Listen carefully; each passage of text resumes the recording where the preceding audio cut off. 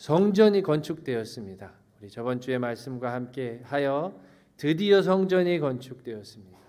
포로 생활을 하던 이스라엘 백성이 돌아와 제사장들과 레위인들과 오늘 보니까 그 모든 사람들이 너무나 기쁜 마음으로 성전 봉헌식을 예배드렸다라고 얘기하고 있습니다. 성전이 어떻게 지어졌을까요? 그런 추측을 해서 만든 그림이 있는데 성전이 아마 이렇게 지어졌을 것이다 라고 생각을 합니다. 그 다음 장 보시면 성전 내부가 이렇게 보여집니다. 작죠, 그렇죠? 작고 겉으로 보기에는 굉장히 초라한 모습입니다. 성전이 이렇게 봉헌되었을 때 이 연장자들이 성경에 보면 그 노인들이 2번 울은 것을 이야기하고 있습니다. 성전 주춧돌이 놓였을 때 젊은 사람들은 막 기뻐했는데 거기서 대성통곡을 하면서 연장자들이 울었습니다. 왜냐하면 예전에 솔로몬의 그 성전의 모습이 생생하게 남아 있었기 때문입니다. 그 다음 보면 솔로몬의 성전이 이렇게 지어졌는데 정말 화려하고 정말 이렇게 잘 지어진 성전이었는데 이제 반대로 넘어가서 이렇게 벽돌로 간신히 쌓아서 이렇게 지어진 것을 보고 정말 이렇게 시작하는 것을 보고 대성통곡하며 마음 아파하며 울었던 것을 알 수 있습니다. 정말 다 끝난 줄 알았는데 이제 포로가 되어서 그렇게 완전히 노예살이를 하면서 이제 하나님의 역사는 끝났고 우리는 하나님의 심판을 받아 완전히 끝난 것인 줄 알았는데 다시 돌아오게 하시고 70년이 흐른 후 돌아오게 하시리라 하시는 하나님의 말씀을 이루시고 성전을 건축해서 예배할 수 있음에 너무너무 감사하고 너무너무 기뻐했을 것입니다. 그런데 오늘 성경을 다 읽으셨겠지만 여기까지 오는데 순탄했던 것이 아닙니다. 아주 큰 어려움이 있었습니다. 원래 있었던 사람들이 나도 하나님을 섬기는 사람이었고 내가 지금까지 하나님을 섬겼으니까 나도 성전을 짓겠다라고 이야기했다고 성경은 이야기합니다. 그런데 스룹바벨이 이런 지하에 거절하죠. 왜 그렇습니까? 여기에 있었던 사람들이 어떤 사람들입니까? 벌써 200년 전에 아수르에 의해서 멸망을 당했던 북이스라엘 사람들입니다. 사마리아 지역의 사마리아 사람들이었단 말입니다. 이 사람들이 어떤 사람들입니까? 아수르가 어떤 정책을 폈냐면 옛날 스페인이 남미에게 했던 것처럼 동화 정책을 피면서 사람들을 막 옮겼습니다. 남자들을 막 죽였어요. 그래서 데려가고 아수르에 있는 사람들을 이스라엘로 강제로 이주시켜서 피가 섞이도록 하였습니다. 그러니까 혼혈이 돼버린 거예요. 이방 사람들과 함께 피가 섞이고 문화가 섞였습니다. 그것까진 괜찮은 것 같아요. 그래도 어떻게 하겠어요? 그런데 이 북이스라엘 사람들이 섞인 것은 그런 혈통뿐이 아니라 무엇이 섞였습니까? 신앙까지 섞여버렸습니다. 그래서 열왕기하 17장 29절부터 33절까지 보면 이 사람들이 성전이라고 하는 것이 있었고 사마리아 여인이 그렇죠. 당신들은 이 산에서 예배하지 말라고 말한다라고 했을 때 북이스라엘에 이 당시에 이미 성전이 있었습니다. 그들의 요청에 따라서 성전도 지어지고 제사장도 임명해주고 그런 데가 있었어요. 그러나 그들이 말하는 성전 안에서는 하나님만 예배하는 성전이 아니었습니다. 우리 열왕기하 17장 29절 33절 가보겠습니다. 그러나 각 민족이 각기 자기의 신상들을 만들어 사마리아 사람이 지은 여러 신당들에 두되 각 민족이 자기들이 거주한 성읍에서 그렇게 하여 바벨론 사람들은 숫꽃 분옷을 만들었고 굿 사람들은 네르가를 만들었고 하맛 사람들은 아사마를 만들었고 아와 사람들은 나바스와 다스닥을 만들었고 스발와임 사람들은 그 자녀를 불살라 그들의 신 아들람멜렉과 아남멜렉에게 드렸으며 그들이 또 여호와를 경외하여 자기 중에서 사람을 신당의 제사장으로 택하여 그 신당들에서 자기를 위하여 제사를 드리게 하니라. 이와 같이는 같이 읽어보겠습니다. 이와 같이 시작. 이와 같이 그들이 여호와도 경외하고 또한 어디서부터 옮겨왔든지 그 민족의 풍속대로 자기의 신들도 섬겼더라. 어디서부터 옮겨왔든지 그 신들도 함께 섬겼다라고 성경이 이야기하고 있습니다. 심지어 어떤 사람들까지 있었다? 자녀를 불살라 우상을 예배하는 사람들까지 성전 안에 있었던 것입니다. 그들이 생각하는 성전, 그들이 생각하는 예배는 유일하신 하나님을 예배하는 것이 아니라 우상 예배하는, 자기의 입맛에 따라 자기의 종교적 성향에 따라 제물을 드리는, 자기가 원하는 신에게 제물을 드리는 사람들이었던 것입니다. 그것을 예배라고 불렀던 것이에요. 오늘 북이스라엘 사람들, 이제는 사마리아 사람들이 돼버린 그들이 하나님 찬양하는 것이 아니라 그들이 얘기하는 예배, 그들이 얘기하는 성전은 모든 우상들이 다 있고 자기 입맛대로 그 민족이 어떻든 그 안에 다 들어올 수 있었고 골라서 제물을 드리고 예배라고 하는 것을 할 수 있었다는 것입니다. 만약에 그들이 성전 건축을 도왔다면, 아니 피지컬리 실질적으로 이 사람들이 성전을 건축할 때 도움을 주면 그것이 큰 도움이 됐을까요? 되지 않았을까요? 큰 도움이 됐을 거예요. 그렇죠? 벌써 200년이나 세월이, 거의 200년이나 세월이 흘렀고 거기 안에 토착민이었기 때문에 여러 가지로 도와줄 수 있었을 거예요. 그러나 이들이 만약에 성전을 함께 건축하게 되면 어떻게 되겠습니까? 자기들의 신들을 다 가지고 들어왔을 것입니다. 그것이 성전이라고 얘기했을 거예요. 그것이 예배라고 얘기했을 것입니다. 그래서 수룹바벨은 이런 지하에 거절한 것입니다. 우리가 상관이 없느니라 라고 이야기한 것입니다. 오늘 우리가 두려워해야 할 것, 그것이 바로 이렇게 하나님을 사랑한다 하면서 혼합되는 것, 우상도 사랑하는 것, 그것이 신앙이라고 하는 것임을 우리는 기억해야 할 것입니다. 솔로몬의 왕국이 왜 분열했습니까? 솔로몬이 왜 하나님을 떠나게 되었습니까? 하나님을 섬기지 않아서입니까? 아니에요. 하나님도 섬기고 우상도 섬기고 그들이 가져오는 모든 것들을 다 하나님이라고 부르고, 개취, 진짜 개취인 것 같아요. 개인의 취향, 내가 원하는 대로 나에게 도움을 줄 것 같은 신에게 예배할 수 있다는 그런 혼합주의, 그렇게 신앙이 섞여버렸을 때 왕국은 분열되고 이스라엘 민족은 결국 성전이 불타고 블레셋과 아수르로, 포로로 끌려갔던 것을 우리는 기억해야 할 것입니다. 어느 시대보다도 진리를 지키고 하나님 앞에서 무엇이 옳은지 얘기하면 비판받는 시대에 우리는 살고 있습니다. 그렇기 때문에 더욱더 하나님과 그 무엇이 섞이게 되는 것을 우리는 너무너무나 센시티브하게 주의해야 하는 것을 기억해야 할 것입니다. 하나님 사랑하면서 세상을 사랑할 수 없습니다. 아멘이십니까? 하나님 사랑하면서 돈을 사랑할 수 없습니다. 하나님 사랑하면서 나를 사랑하고 내 자녀를 사랑하고 하나님 사랑하는 것이, 그것을 위하여 하나님께 예배드린다 할 수 없는 것을 우리는 반드시 기억해야 할 것입니다. 우리가 하나님을 예배하는 것은 그분이 살아계신 하나님이시기 때문입니다. 그분이 나를 창조하신 창조주이시기 때문임을 고백합니다. 너무나 무서워요.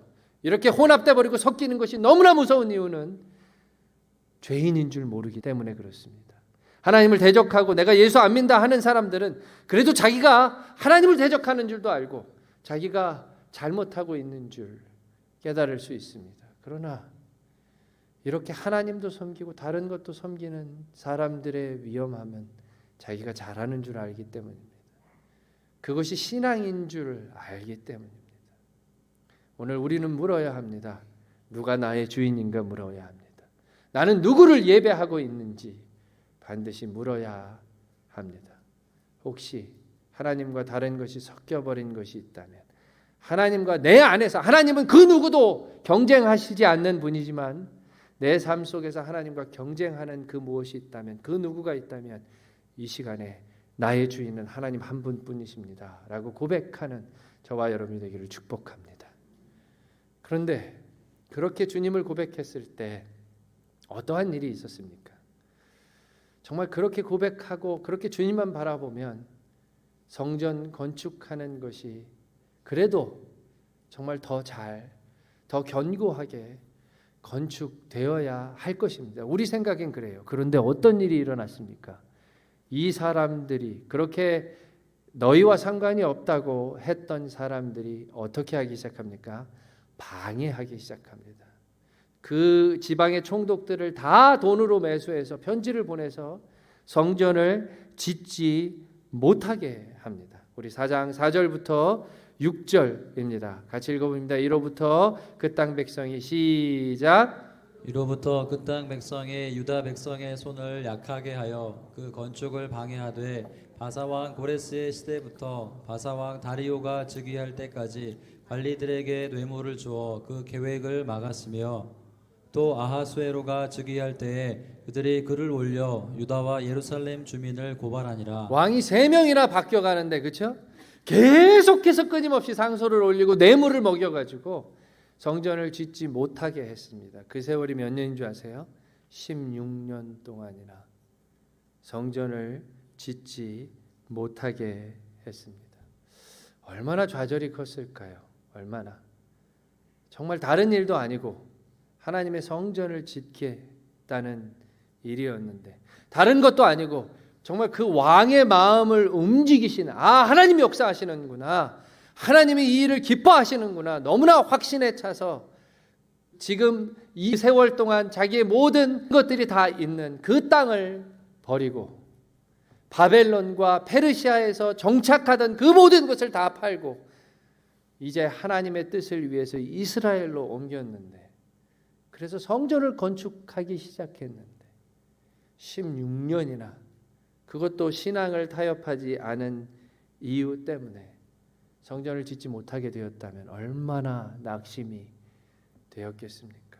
다른 일이 아니잖아요, 그렇죠? 하나님 예배 한번 정말 진심으로 제대로 드려보겠다는 건데, 정말 하나님 말씀대로 순종하며 살아보겠다는 건데, 그래서 타협하지 않은 것인데 16년이나 성전을 짓지 못하게 되었고, 저는 제일 힘들었을 때가 아마도 성전에 추춧돌이 놓였을 때 속상한 마음에 또는 감격한 마음에 통곡하며 울었던 그 어른들이 하나둘씩 죽을 때 얼마나 마음이 무너졌을까요? 그렇죠?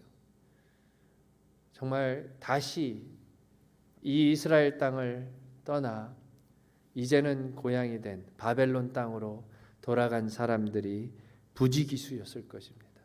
아마 16년을 기다렸어도 원망과 슬픔과 분노로 기다린 사람들도 너무나 많았을 것입니다. 또 그 기간 동안 사마리아 사람들이 뇌물만 먹인 것이 아니라 그들을 계속해서 괴롭혔을 것입니다. 저는 이 말씀을 묵상하면서 갈라디아서 6장 9절 말씀이 생각이 났습니다. 우리 같이 읽어보겠습니다. 우리가 시작. 우리가 선을 행하되 낙심하지 말지니 포기하지 아니하면 때가 이름에 거두리라. 아멘이십니까? 선을 행하되 낙심하지 말지니. 왜 이렇게 얘기했을까요? 선을 행하면 낙심되는 일이 있다라고 이야기하고 있기 때문입니다. 아무 잘못한 거 없어요. 하나님의 뜻 붙잡고 살아갑니다. 그런데 낙심되는 일이 있습니다. 그렇기 때문에 포기하지 말라라고 이야기합니다. 때가 되면 이룰 것이다 라고 사도 바울이 위로합니다. 그런데 이렇게 낙심하지 말아야 할 것, 포기하지 말아야 할 것은 우리의 목적을 이루기 위함이 아닙니다. 이건 구별해서 생각하셔야 될 것 같아요. 아무리 성전 건축이라도 성전 건축을 위해서 반드시 성전을 건축해야 하기 때문에 낙심하지 말아야 되고 포기하지 말아야 하는 것이 아니라, 우리가 낙심하지 말아야 될 이유는 그 누구 때문이며 그 무엇 때문에 정말 선을 행하되 낙심하지 말고 포기하지 말아야 합니다. 그 누구 때문입니까? 그 무엇 때문입니까? 고린도전서 15장 57절 58절 이렇게 얘기합니다. 우리 주 예수 그리스도로 말미암아 우리에게 승리를 주시는 하나님께 감사하노니 그러므로 내 사랑하는 형제들아 견실하며 흔들리지 말고 항상 주에 더욱 힘쓰는 자들이 되라. 이는 너희 수고가 주 안에서 헛되지 않을 줄 알미라. 아멘. 누구 때문에 낙심하지 말라라고 얘기합니까? 주님 때문입니다. 무엇 때문에 포기하지 말라고 얘기합니까? 주를 위해서입니다. 주님께서 나를 구원하셨고 주님께서 나를 창조하셨고 그분이 나의 주인이시기 때문에 우리는 포기하지 않고 낙심하지 말아야 하는 것입니다.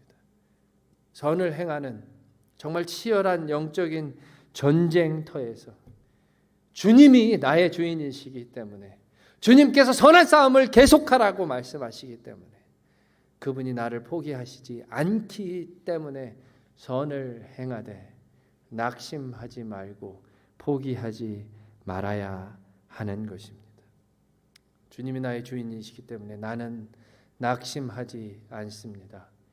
주님이 나의 창조주 하나님이시기 때문에 나는 포기하지 않습니다. 고백하는 것, 그리스도인 것을 고백합니다. 아멘. 우리가 낙심하지 말아야 할 이유, 우리가 포기하지 말아야 할 이유, 주님이 나의 주인이시기 때문입니다. 성경은 모든 것이 하나님의 섭리라고 이야기합니다. 하나님께서는 페르시아 제국, 바벨론 제국, 아시리아 제국의 왕들을 사용하셔서 하나님의 뜻을 이루신다라고 말씀하십니다. 성경적인 눈으로 보면 우리의 모든 일, 우리가 겪는 모든 일, 우리가 겪는 아픔과 슬픔도 하나님의 섭리인 것을 고백합니다. 아멘. 정말 하나님의 섭리임을 고백합니까? 아멘이십니까? 아멘 안 하셔도 괜찮습니다. 아마 아멘 못하는 것이 더 솔직한 마음일 것 같아요. 왜입니까? 정말 이 아픔이, 이 고통이 하나님의 섭리라고 하는 것이 내 마음을 아프게 하고 내 마음을 힘들게 하고 내 모든 아픔을 아시고 내 모든 고통을 아시고 그 모든 일들이 하나님의 섭리이시고 그 내 고통을 하나님께서 그래서 아신다고 말씀하셔도 내 마음에 부담이 있고 내 마음에 슬픔이 있고 용납하기에 어쩌면 분노가 있는 것은 왜인지 모르기 때문입니다. 그렇죠? 왜 이런 일이 일어나는지 모르기 때문에 그 이유를 알 수가 없기 때문에 오늘 성경에 이야기한 대로 16년 동안 왜 성전을 짓지 못하게 했는지 하나님의 섭리는 어디에 있었는지 그것이 하나님의 섭리였다면 왜 그것이 하나님의 뜻이었는지 이유를 설명하고 있지 않기에 우리의 마음 하나님의 모든 것이 하나님의 섭리 나의 고통과 아픔도 하나님의 섭리라고 하는 우리의 마음 속에 부담이 있고 슬픔이 있는 것입니다. 그렇게 묻는 것은 너무나 당연한 일입니다. 그렇죠? 왜인지 알고 싶어요. 왜인지 알면 좋겠습니다.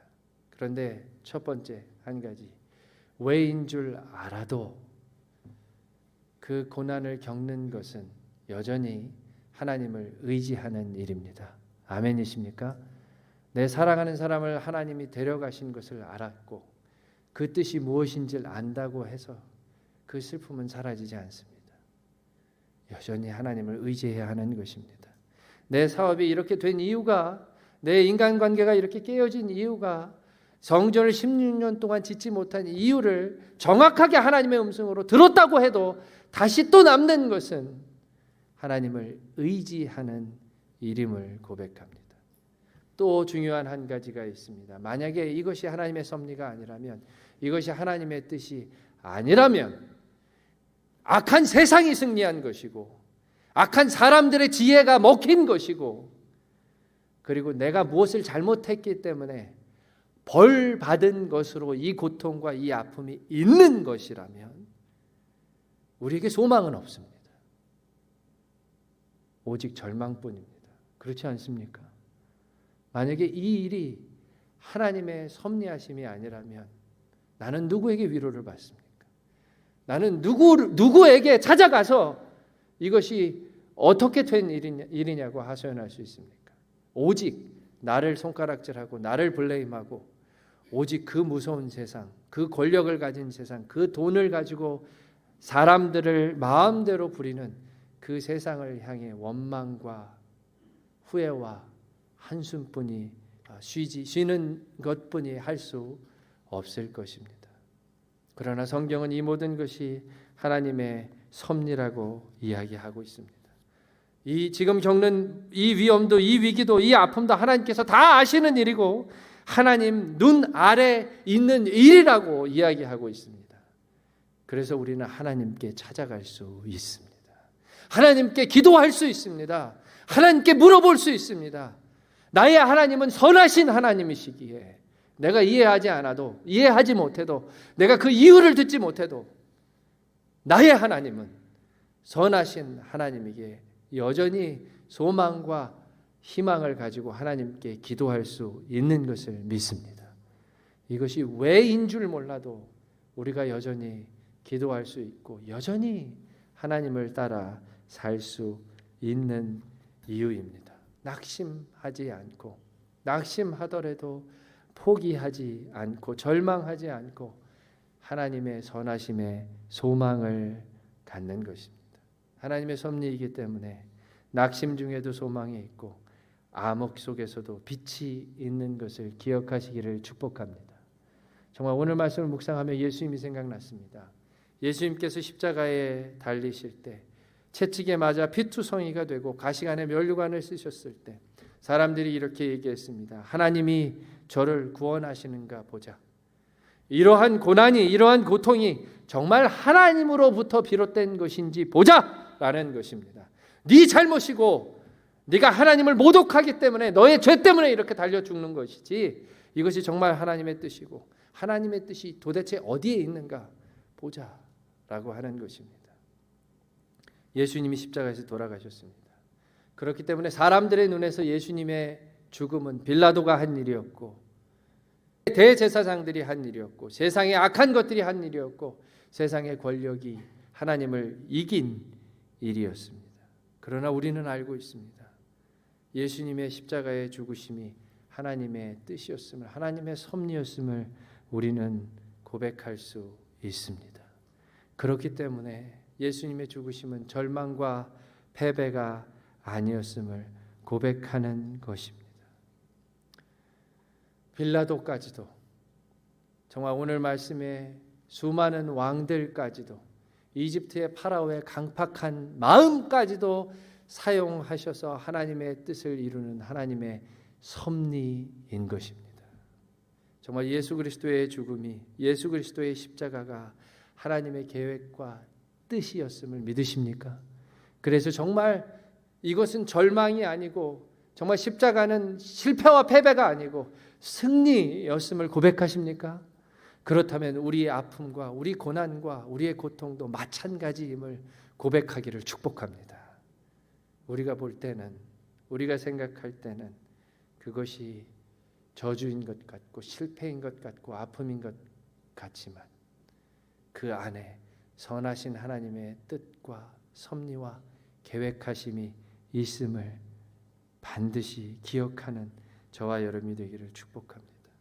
그분이 나를 돌아가심으로 생명을 주시고 살리신 것처럼 우리가 이 고난과 아픔을 지나 더 깊은 하나님의 사람, 더 사랑, 주님의 사랑을 닮은 하나님의 사람으로 살아갈 것을 믿으시는 저와 여러분이 되기를 축복합니다. 시편 34장 15절 여호와의 눈은 의인을 향하시고 그 귀는 저의 부르짖음에 기울이시는도다.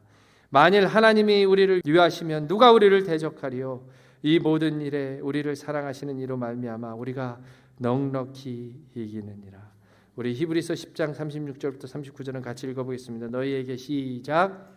너희에게 인내가 필요함은 너희가 하나님의 뜻을 행하노에 약속하신 것을 받기 위함이라.